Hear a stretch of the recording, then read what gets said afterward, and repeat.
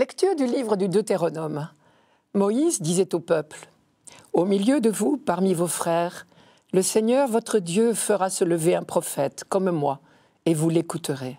C'est bien ce que vous avez demandé au Seigneur votre Dieu, au mont Horeb, le jour de l'assemblée, quand vous disiez « Je ne veux plus entendre la voix du Seigneur mon Dieu, je ne veux plus voir cette grande flamme, je ne veux pas mourir. » Et le Seigneur me dit alors « Ils ont bien fait de dire cela. Je ferai se lever au milieu de leurs frères un prophète comme toi.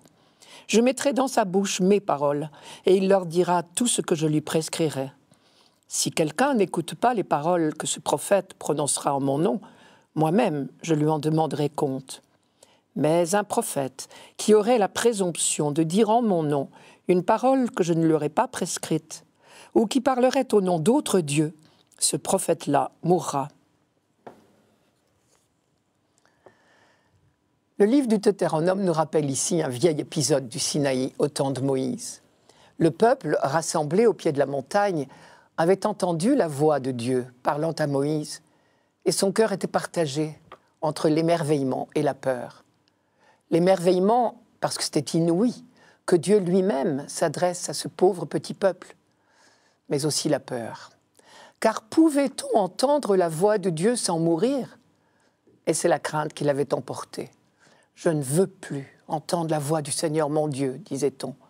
Je ne veux plus voir cette grande flamme, je ne veux pas mourir. » Alors, Dieu avait fait transmettre par Moïse cette promesse qui est rapportée ici. Ils ont bien fait de dire cela. « Je ferai se lever au milieu de leurs frères un prophète comme toi. Je mettrai dans sa bouche mes paroles. » C'était pour le peuple une assurance formidable. Dieu comprenait sa peur, mais ne le priverait pas pour autant de sa parole. Car le risque est toujours grand pour les hommes d'écouter des charlatans, comme disait Moïse. Je cite, « Les nations écoutent ceux qui pratiquent l'incantation et consultent les oracles. Mais pour toi, le Seigneur, ton Dieu, n'a rien voulu de pareil. » La promesse rapportée par Moïse insiste sur 4 points. Premièrement, c'est un prophète choisi par Dieu et par nul autre qui doit conduire ses frères. Deuxièmement, il doit être issu du peuple de l'Alliance. Troisièmement, il doit transmettre fidèlement la parole de Dieu et nul autre. Enfin, quatrièmement, il est vital pour le peuple de l'écouter. Premièrement, c'est un prophète choisi par Dieu et par nul autre qui doit conduire ses frères. On sent affleurer ici une pointe contre des faux prophètes non envoyés par Dieu. Or, au temps de Jérémie, qui est contemporain pour une large part du livre du Deutéronome dont est extrait notre texte d'aujourd'hui, on sait que les faux prophètes ne manquaient pas. Jérémie lui-même s'en est assez plaint. C'est lui qui avait dit un jour à un prétendu prophète « Écoute, Hanania, le Seigneur ne t'a pas envoyé. C'est toi qui fais que ce peuple se berce d'illusions. » C'est au chapitre 28 de Jérémie. Moïse, au contraire, Dieu l'avait choisi, appelé, envoyé. Et c'est pour cela que notre passage d'aujourd'hui insiste pour qu'on ne donne sa confiance qu'à un prophète comme Moïse, c'est-à-dire un véritable envoyé de Dieu. Je vous rappelle le texte, « Je ferai se lever un prophète comme toi. Je mettrai dans sa bouche mes paroles. » Avec ce texte, le prophétisme en Israël se démarque résolument de toutes les pratiques de divination. Le prophète n'est pas un devin, il est le porte-parole de Dieu. Et Dieu ne s'amuse jamais à prédire l'avenir. Deuxièmement, un véritable prophète doit être issu du peuple de l'Alliance. La formule « pris parmi les frères » est claire. Car il existait des quantités de prophètes étrangers qui poussaient le peuple vers d'autres cultes.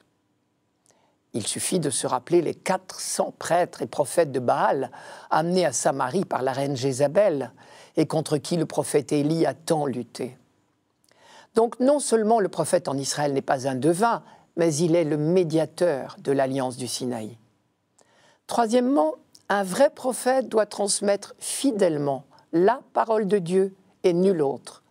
Je mettrai dans sa bouche mes paroles, et il leur dira tout ce que je lui prescrirai. Mais un prophète qui aurait la présomption de dire en mon nom une parole que je ne lui aurais pas prescrite, ou qui parlerait au nom d'autres dieux, ce prophète-là mourra. Au temps de Jérémie, ce genre de beaux parleurs ne devait pas manquer. Il les attaque de front, au chapitre 23, je cite. « Ainsi parle le Seigneur, le Tout-Puissant. Ne faites pas attention aux paroles des prophètes qui vous prophétisent. Ils vous leurrent. Ce qu'ils prêchent n'est que vision de leur imagination. Elle ne vient pas de la bouche du Seigneur. Je vais m'en prendre aux prophètes qui ont des songes fallacieux, oracles du Seigneur, qui les racontent et qui par leur fausseté et leur baliverne égarent mon peuple. » C'est toujours dans ce chapitre 23 de Jérémie. Enfin, quatrièmement, il est vital pour le peuple d'écouter les prophètes envoyés par Dieu. Je cite encore, « Si quelqu'un n'écoute pas les paroles que ce prophète prononcera en mon nom, dit Dieu, moi-même, je lui en demanderai compte. » Je cite encore une fois Jérémie, « Ainsi parle le Seigneur, le Dieu d'Israël.